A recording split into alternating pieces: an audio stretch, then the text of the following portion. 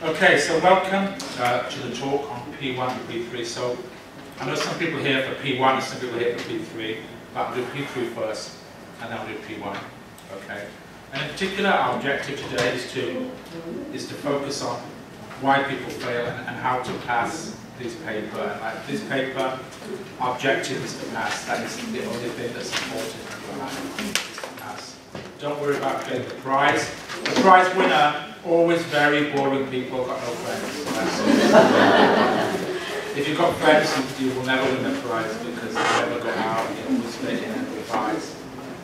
So, for the first thing, for P3, I think it's very important to like listen to what the examiner says, especially every year, every 6 months, the examiner produces like an examiner's report, and he says this is what and the reasons why people fail the examination. So right now the results have just been published and the examiner's report has just been published. So what did he say? Performance last time, very bad. The last P3 exam was much worse than the previous P3 exam. The performance was not as good as in the previous sittings. Performance not as good as in the previous sittings. So, in the last exam, the performance is not strong.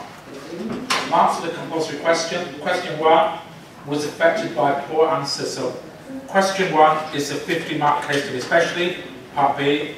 Everybody screw up part B in the case study. Everybody screw up part B in the case study. So, let's have a look. Candidates need to see that there are time management issues. I think it is quite time pressure at P3. And when I give my students in the class homework, I say, how long did it take to do your homework? And they say, Marty, 3 hours. 3 hours, Marty. I never see my family. 3 hours. And I say, how long should you take? And they say, 20 minutes. So some people do the homework 3 hours on a question of the exam where you have 20 minutes. So I think an Asian student really weak on time management. And we're going to look at that later on. There were some basic mistakes that people make. I don't think that Singapore makes these mistakes, but some people maybe do. So some people, what they do is they copy out the question again. So they write out the whole question again on their answer sheet. Why? Why? I don't know. Why you would do that? Because some people, maybe they're told at school, you must write out the question first, then write the answer. But the examiner set the exam, so he knows what the question is already, right? To tell him the question in the examination. So do not write out the examination again. Question, don't write. Just go straight to the answer. It's basic. Well, this is what we're going to talk about really. And this is the problem with P3, right? Because P3, what we do on the course is you've got to learn a lot of theory, a lot of models, and people in my class already, they know already many models, like Pastel, Porter's Five Forces, Value Chain, BCG, Life Cycle, Evaluation, all these models. What people do in the exam, what they're weak at in the exam is, they know the model and they copy their notes into the answer but with no application. So what the examiner wants you to do is apply the model. So what people are doing is they copy big chunks out of the question, word for word, out of the question, and then they just copy their theory. There's no application in the examination, and that is why people fail P3. It's mainly on the application. So in the last exam they asked about value chain. The value chain in the last examination, the question value chain. People like wrote everything about the value. I know everything about the value chain. The value chain, there are 9 parts. This part is this part is this part is this part is this, but never mention the question. Never link back to the story. And P3 is always link back to the story. If you don't link back to the story, you will die with P3. And this is what people are doing. They know the theory, they memorize the theory, but what they are rubbish at is application. P3, to pass P3, you need to be good at application. P3 is all about application. So learn the theory and apply the theory for P3. Learn the theory and apply the theory for P3. So problem work, copying out parts of the question and describing theory when application is required. So for P3, what you've got to do is the top part about P3. First part, learn the theory, learn the model. The second part is apply the model to the story. So we've got some examples. And some people answer very bad handwriting. Most of my students in P3 class now, their handwriting very terrible. Very, very terrible handwriting. Look like a spider has crawled across the page. So what the examiner says is, if we cannot read it, we will not mark it. So if they cannot read it, they will not mark it. So very important for P3. Try to at least be legible. Okay. So some of our markers here, one of our lecturers here, P4 is a marker. He said if you can't read it, it just doesn't give it any marks. So be very careful, even if your handwriting is very good. So, too many candidates reiterated textual information. So they copied lines out of the case study directly into the answer. You are not supposed to copy lines out of the case study into your answer. You're supposed to analyze, assess, what does it mean? That is the P3.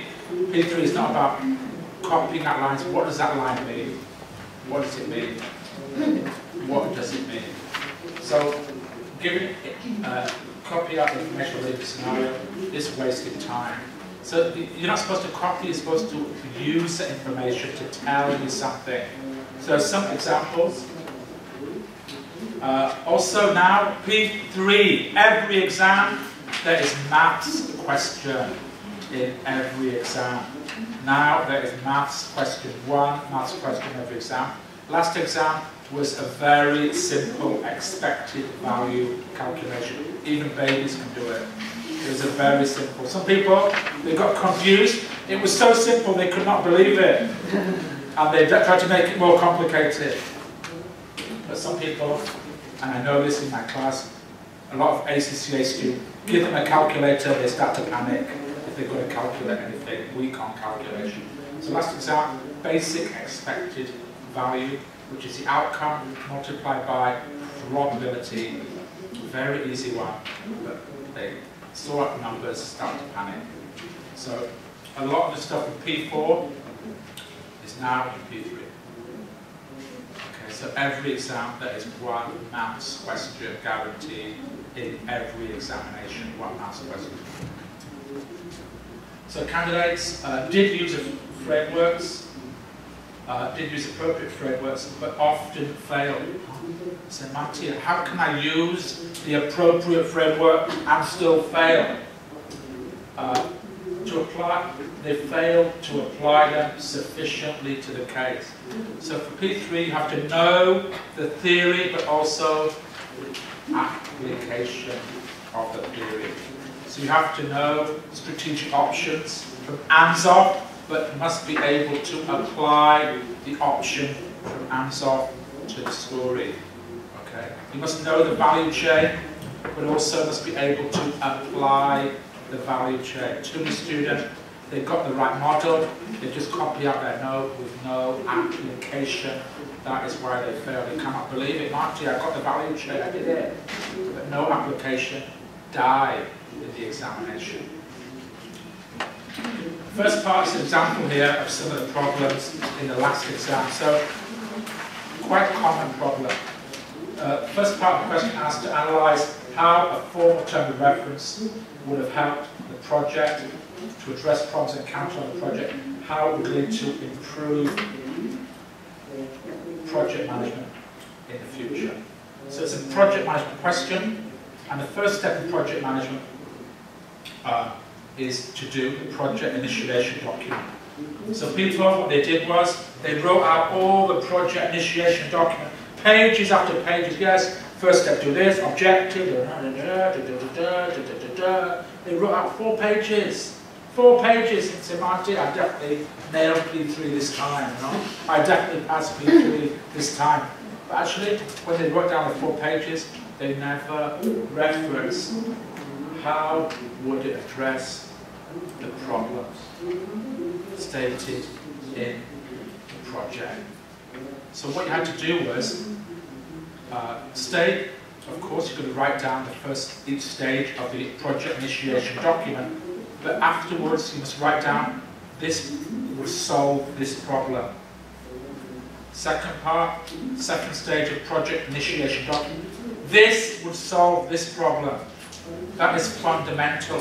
So what a lot of people did for that part of the question, they just wrote and wrote everything like, I call it the diarrhea example.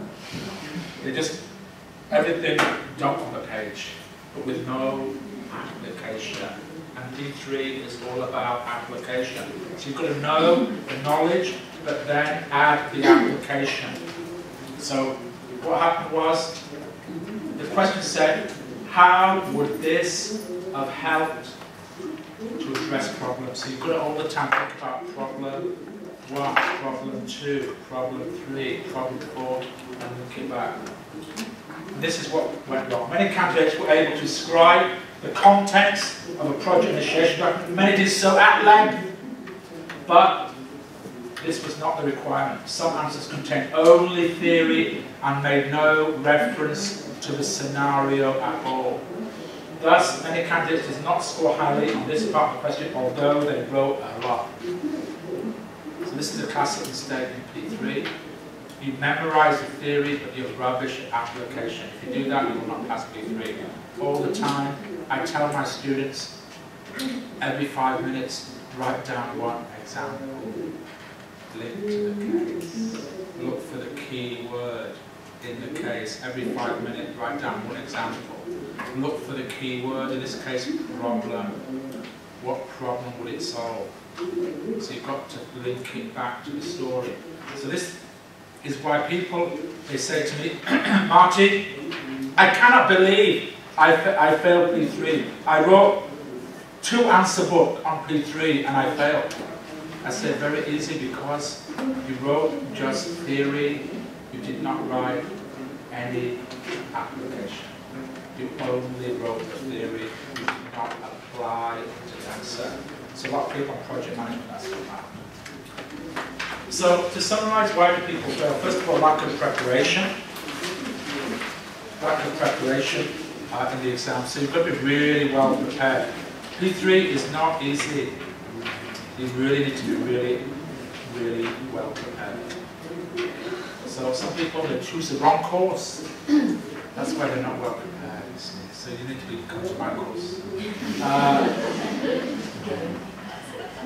Second thing, poor time management. Poor time management. A lot of people, they run out of time on P3. And that's one reason why even smart people, if you fail P3, it could be you're too smart. If you fail P3, you could be too smart because you've got so much to write. You want to write in big detail and you never finish anything, right?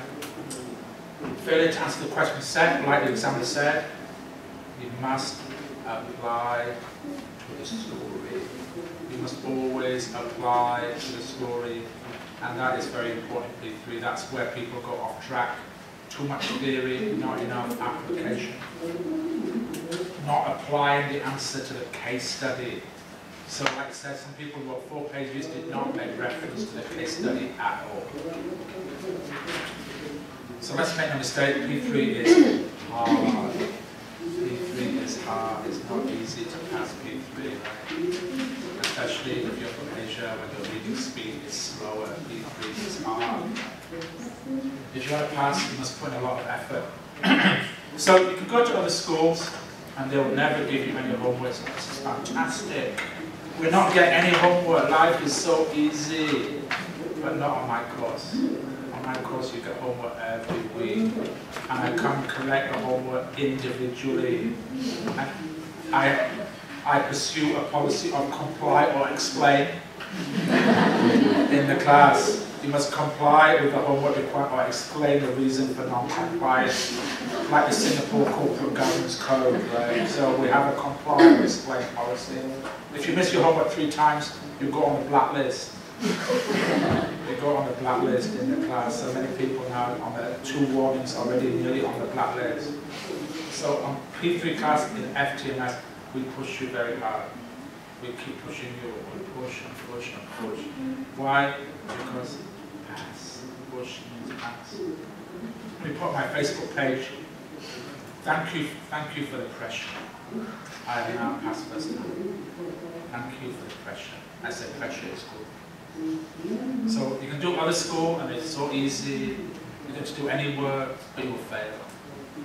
But come to my class, you've got to do a lot of work, but you will pass if you do the work. So, time management. Many students fail every year because they are weak in time management. So, later on in the course in P3, what we do is, in the class, I put my watch on the overhead projector and I say, okay, this is a 10-mark question. This should take 18 minutes. And we then get you to do the question in 18 minutes. And then you'll be exempt from homework that night. So this is what we do for time management. On the revision course, we've also got time question for everybody. So we focus you on practicing your time management. No other school in Singapore does it. So time management is very important for P3. You need good time management. So sometimes you'll see my watch on here, like this, and you'll be walking past it. Why is everybody looking at the watch there? It's because time question. So we very much focus on that in P3 and P1 because people time management allows it. This is what happens. So if you're average student, you're not a superstar, you're not a gold medal winner of GB, Team GB, but you are fast and clear and focused, and you will pass. You don't have to be a superstar, you don't have to be a gold medal winner. But if you are very, very clever, but very slow, you will fail P3, no doubt. So you've got to be average and fast, it's better than genius and slow. It's a really important time management issue for P3. What you're going to do, learn the core models. So for first part of the course, there's 18 models to learn. Second part of the course, there's about 12 models to learn. Learn all those models, and you must not just learn them, but be able to apply them in the exam. Luckily, on my course, there's secret techniques we use to help you remember all the model. So we've always got a secret way to help you remember. Little rhymes, little mnemonics to help you remember. Harry Potter. If you come to my course, say Harry Potter, go, oh yeah, Harry Potter. R-S-S-S-S-S-S-S-C. Of course, doesn't mean anything to you. All the time we try to make it easier for you to remember. Especially on P1, there's lots of things like that to help you remember. P1 will be very easy for you if you learn all my secret mnemonic. Don't tell anybody else from other school, okay? This will be your competitive advantage in the examination. This will be your competitive advantage. So we've got to learn the model, try to make it as painless as possible, try to help you remember those models. Many students have failed our application. So every week what we do is we give you homework questions based on the topic in the lecture. So if you do the catch-up class, you will be getting, you have to do 4 or 5 homework questions by the end of the catch-up class. Catch-up, okay? So straight away they do the working part for me in the class. Link the answer back to the story. It's a very important message for today. The most important thing to pass P3 is your answer must always link to the story. If it says pastel, your answer must link to the story. If it's a 5 forces question, your answer must link to the story. If it says identify options, like last exam, your answer must link to the story. If it says last exam, what is the benefit of a mission statement, your answer must link to the story. That is the most important message. If you're not linking to the story, you fail in P3. Always link that to the story. Every well-explained example is worth an extra mark. So people fail in Singapore, not enough examples. Not enough examples. Fail in Singapore. So first of all, don't forget, if you've not done so already, go to my world-famous website, accapass.com. Have you ever heard of it? No. This goes straight to my Facebook page, Marty the Lecturer. Let me click like on that Facebook page. No? You not click like? You should do click like, because that means every day you get the latest news, the latest update directly into your Facebook feed. Have you ever heard of Facebook before? You've heard of it, right? So go tonight, accapass.com, click on that link, that goes straight to my Facebook page.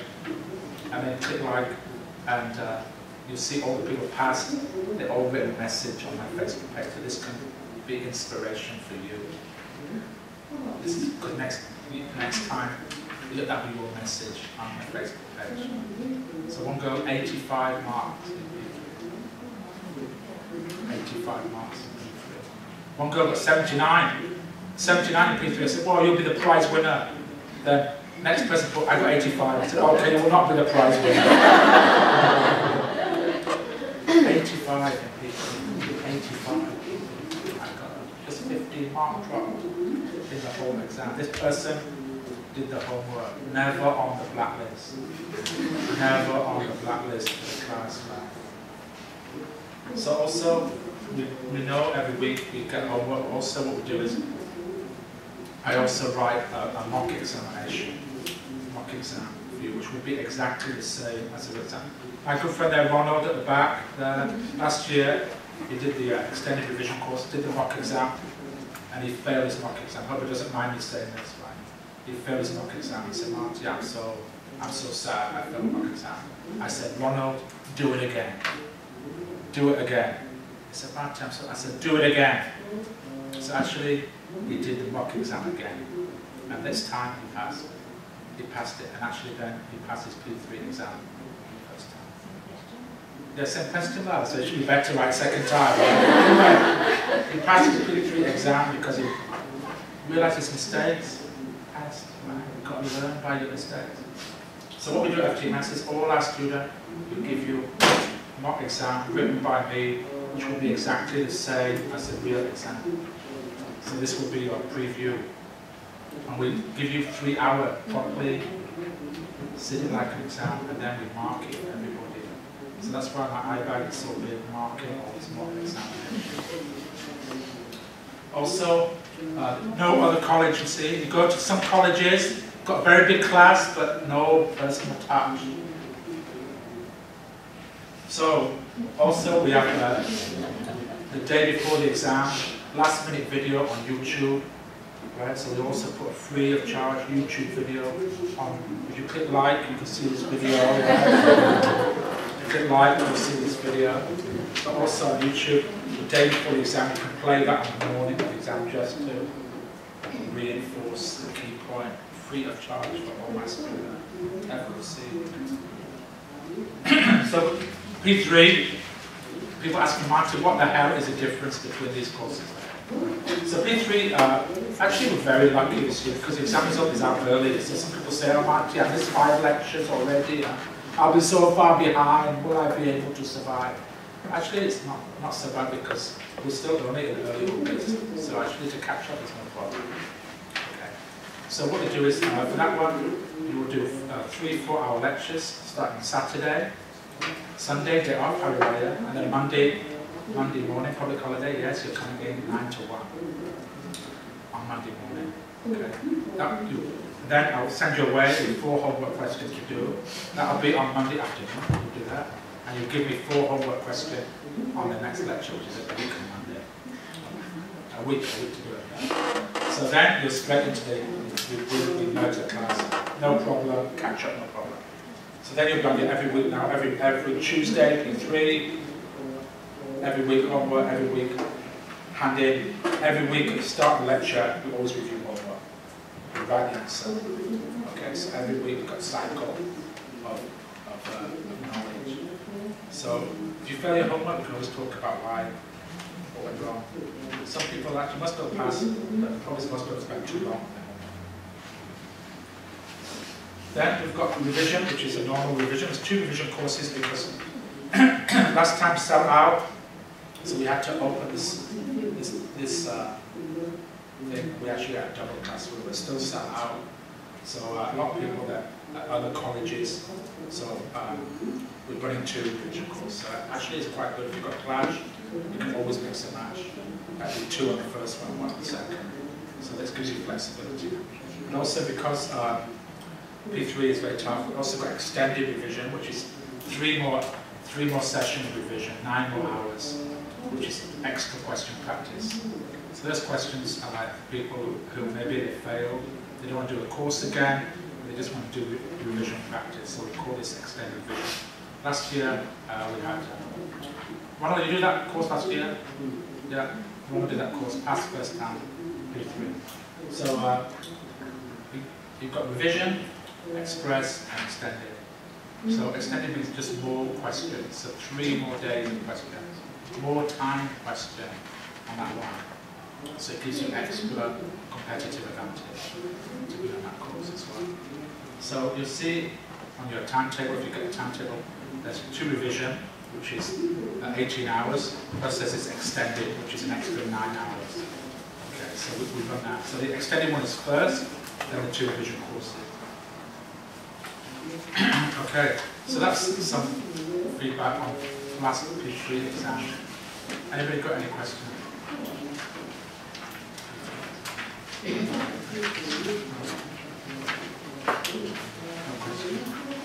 question? The main thing is practice, and time management. Singapore student, the biggest weakness is time management.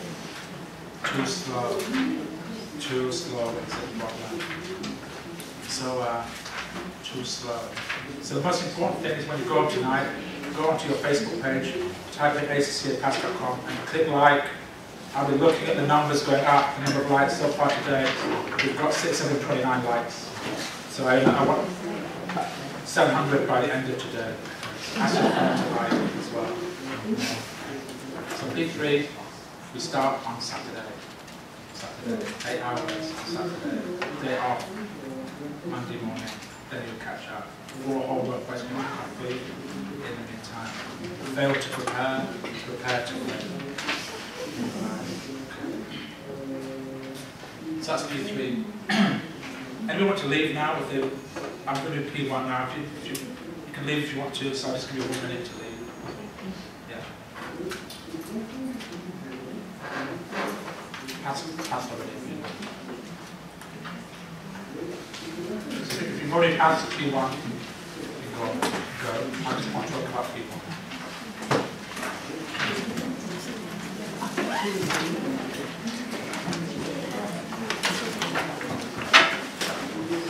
Yes, question?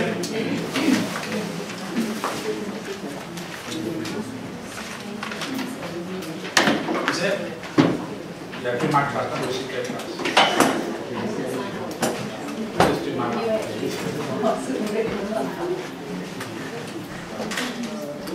Actually, this girl here, this lady here, she was my student last time, just did revision course last time.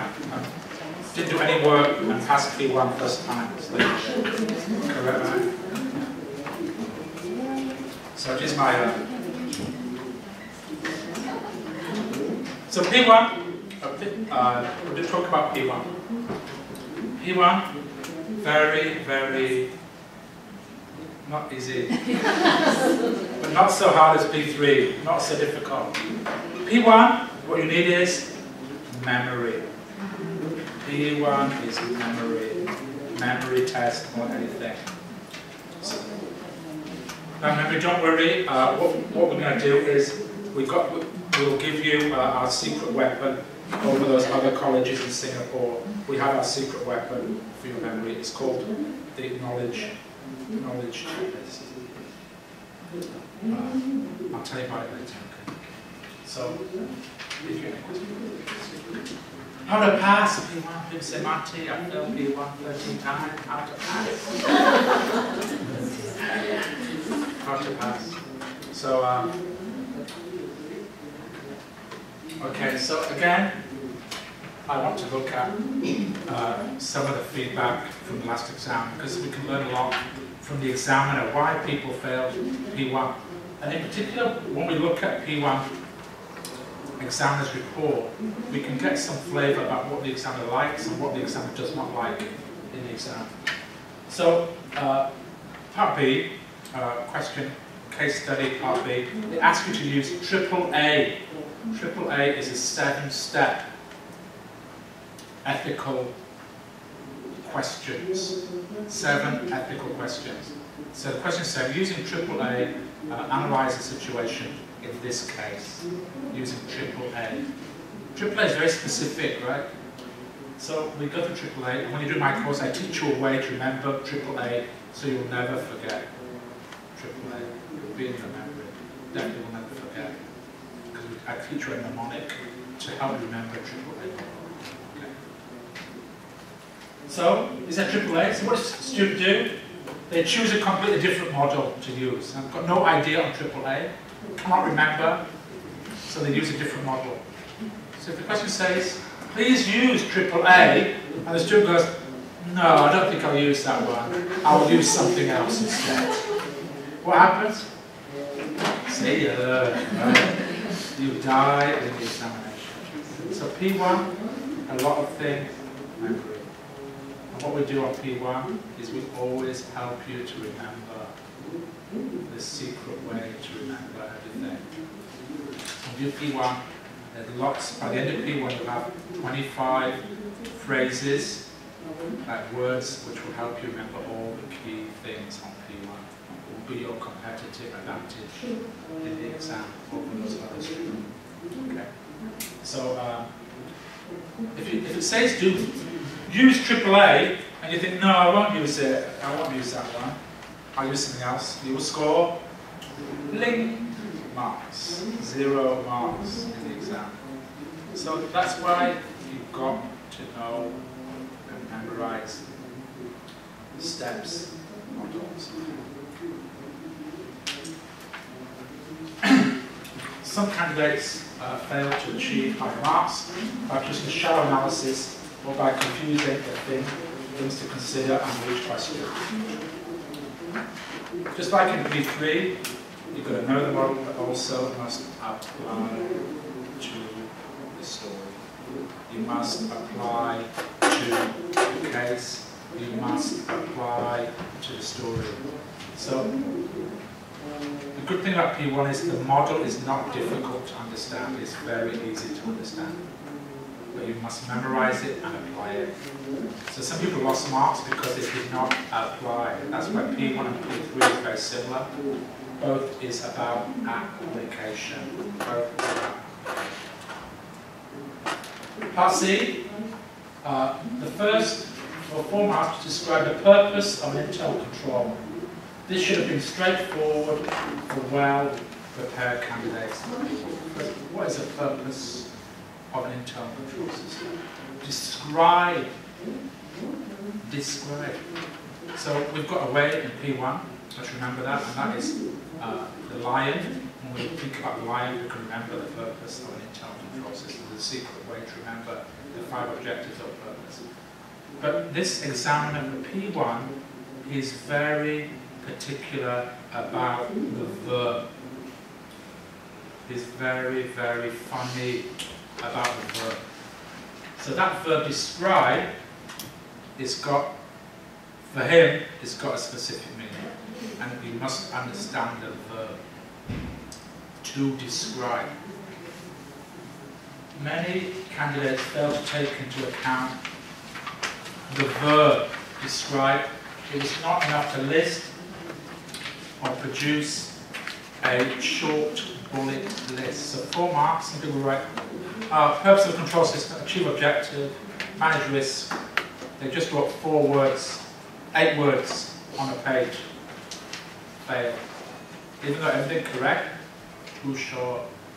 Describe means brief description of the general purpose as asked for in the question.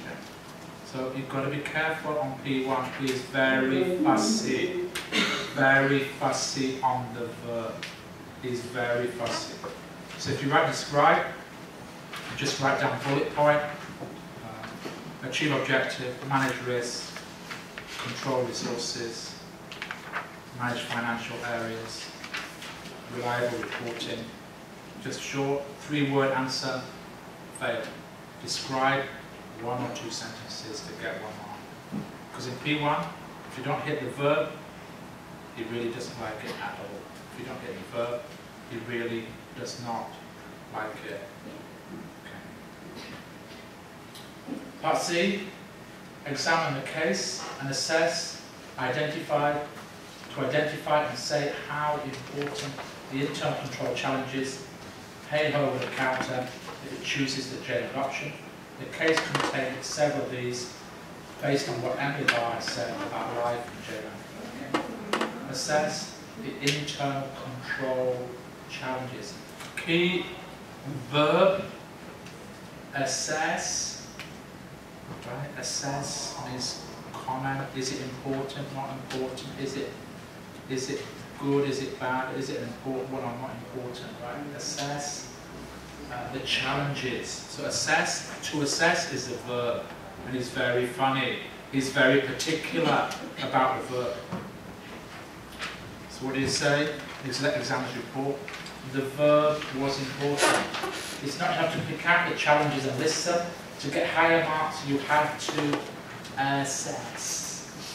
Assess. Is it an important one? Or not just a challenge, but is it a big one? Why is it a big one? Is it high or low challenge? Why is it high? Why is it low? So for P1, memory, but also verb is very important for P1. You must hit the verb. The verb is very important for P1.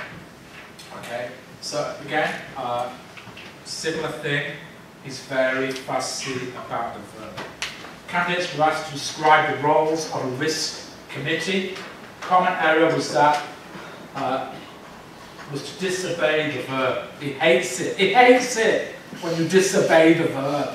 Never disobey the verb in P1, otherwise you will fail P1. It was clear that many candidates knew these roles, but a short bullet list is not a description. Description means give me a couple of sentences about each one. But in our course, I keep on saying verb. Emphasize the verb. It's very important. Revision course, we emphasize the verb. It's very important. So also risk committee, memory. I've got a way to help you remember the risk committee. Mnemonic, 5 roles. I've got a way to help you remember. I share that with you on the course.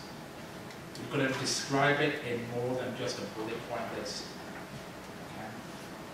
So you just wrote down risk committee, identify risk, review report. Too short. Must be a full sentence or 2 each one. So disobey the verb and die.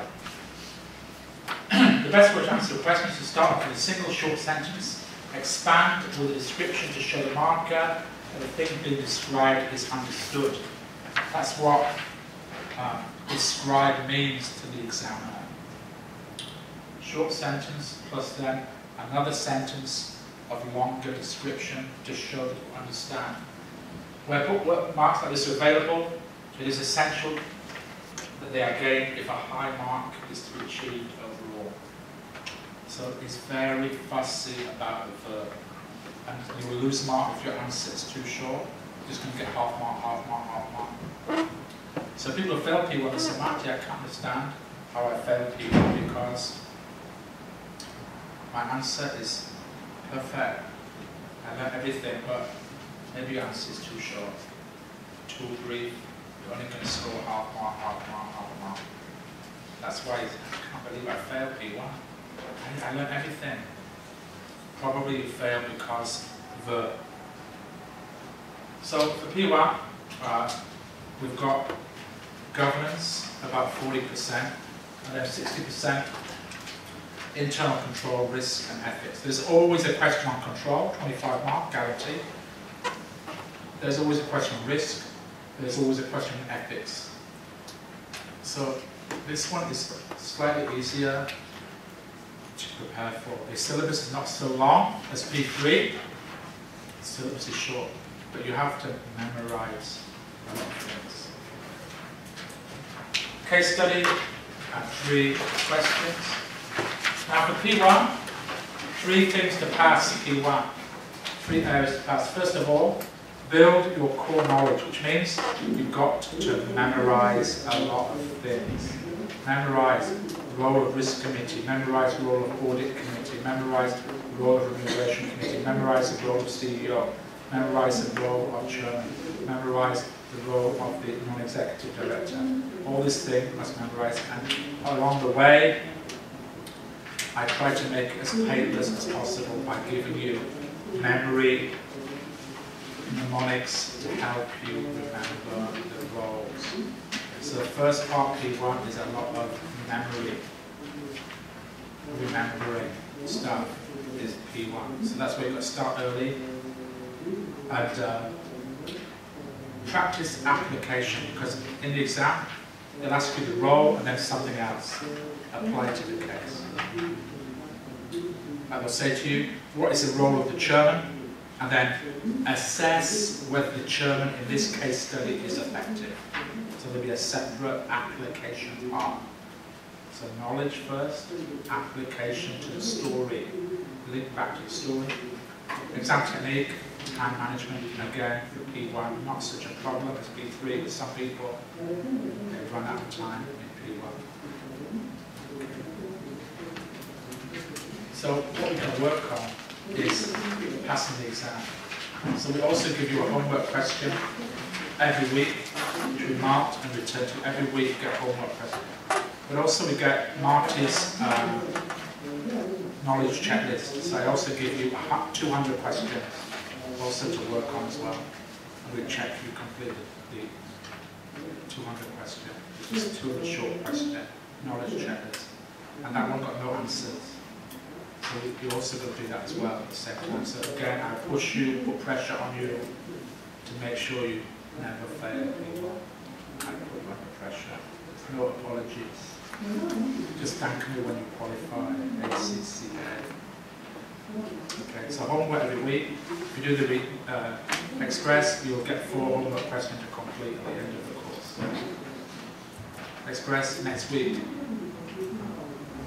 Tuesday, Wednesday, Thursday, next week. Then you get 4 homework questions.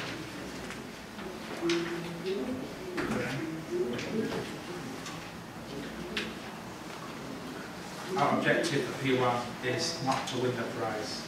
Prize winner is always very boring person, got no friend, got no girlfriend, never get married. They're always single for the rest of their life. So we don't win the prize, our focus is on one thing, to get 50 marks to pass first time in the exam. There will be homework assignments, there will be a mock examination, and you'll sit the mock exam and you'll get the mock exam marked. So there'll be a day when you're asked to come in on Saturday and do the mock exam, Saturday or Sunday. Outside of class, yeah. Extra. FTMS stands for extra. We're not like, you're not a member, you're part of the FTMS family when you come to this school. Pay for what? Mock exam. If you're on my course, the mock exam is free.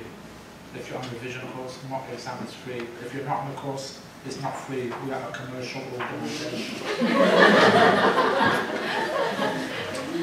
The only way you get the mock exam is to do the course. You cannot get it otherwise. It's only for a student on the course. If you're from outside, from other colleges, you cannot get the mock exam. We will not give away our competitive advantage free of charge.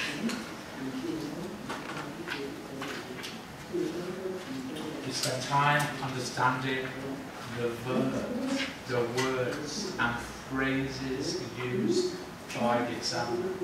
We focus on what the examiner said, advice, It's given from the teachers' conference in the UK about what the examiner said is important. So I went to the teachers' conference. I will give you the feedback of what the examiner told me at the teachers' conference in the UK. This will be also your competitive advantage. It's once every 2 years. Don't worry, the information I was told is still relevant to the examination. Don't worry, I will pass on that competitive advantage. But only if you're on my course. So we also got 24/7 support, so that's 7-Eleven. We are 7 to 7. Just go to accpass.com and click like. 623 people click like. This is not enough. We need to get 1,000 people on. Last minute tips also on YouTube. Last minute video given to you free of charge. Last minute video. No other school does this. When you're gone, they say goodbye, count the money, FTMS. We hold your hand right up to the morning of the examination. We hold your hand all the way. FTMS is extra. We give extra. You're not a number, you're part of the FTMS family. You're not like a cheap.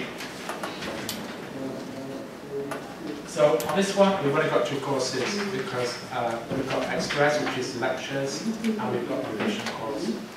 Sign up today, book early to avoid disappointment. Do not be like last year in P3, P1. Some class sell out, cannot get, you'll beg, please, can I come? Say cannot. When we get these 2 room 4, we sell out. Cannot get any more. So people begging, please, can I come? Cannot.